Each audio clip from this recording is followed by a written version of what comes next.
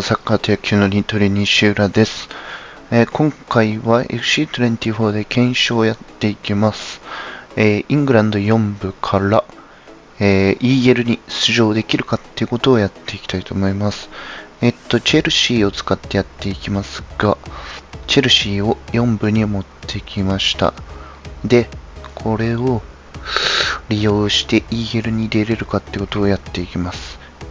プレミアっていうか、イングランドのリーグから EL に出ること、条件としては、この FA カップ、ドンズとやりますね。それがカラバオカップ、ウォルソールとやります。このどっちかを優勝すれば、EL の出場権を手に入れられるんですけども、そもそも4部からそれができるのかっていうのをやっていきます。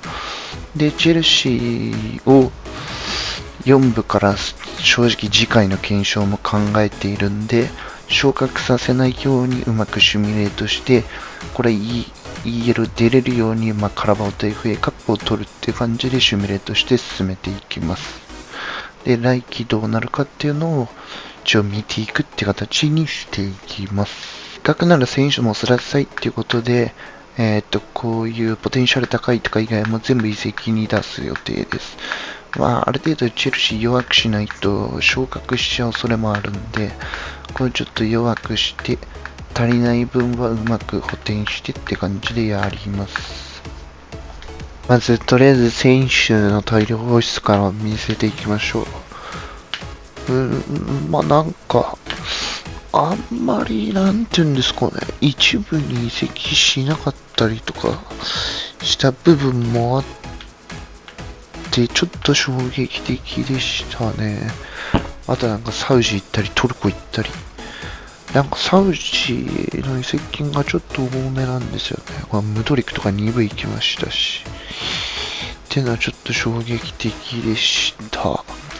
リーグ戦7位にして、で、プレイオフで昇格しないように負けたこと。FA カップは勝って、カラバオカップも勝ったんで、これで EL 出場の条件は満たしました。で、これで来季どうなるかっていうのを、見ていく感じになります。特に選手の能力とか、あんま見せないで、また選手整理したらちょっと見せる感じでいこうかなと思います。移籍期間適当に済ませました。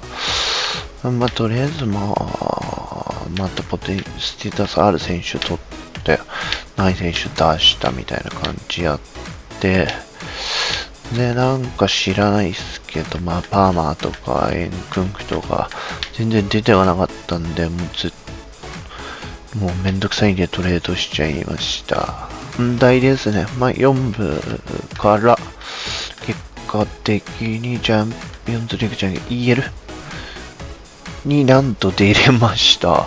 スタッドレンヌラーヨチェルシーブレンピーっていうところに入って、4部から EL は達成しました。次回もこの企画あります。ちょっと何があるかお楽しみですね。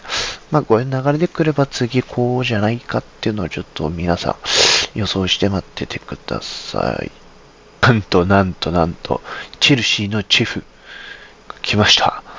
チェルシーのチェフといえば皆さん選手を思い浮かべますよね。そうです、ペトルチェフ。彼がこのチームにやってきました。めちゃくちゃ楽しみです。バイバイ。終わり。